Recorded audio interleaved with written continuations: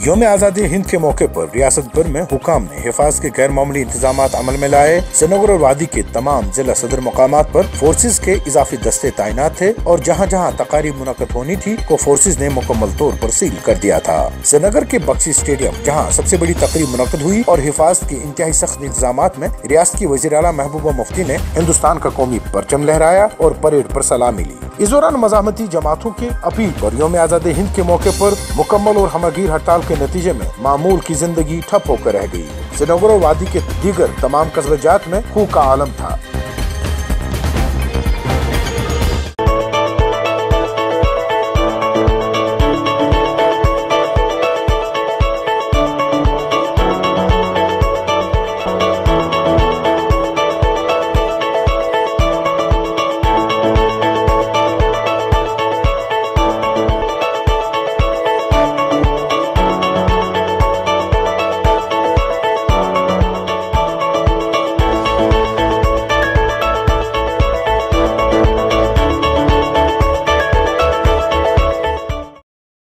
This news is brought to you by Hotel CS2, where quality rules.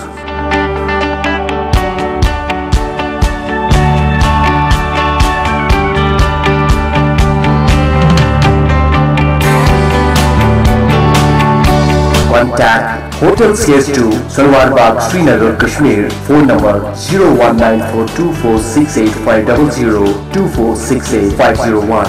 Reservation at Hotel CS2. Log on www.hotelcs2.com.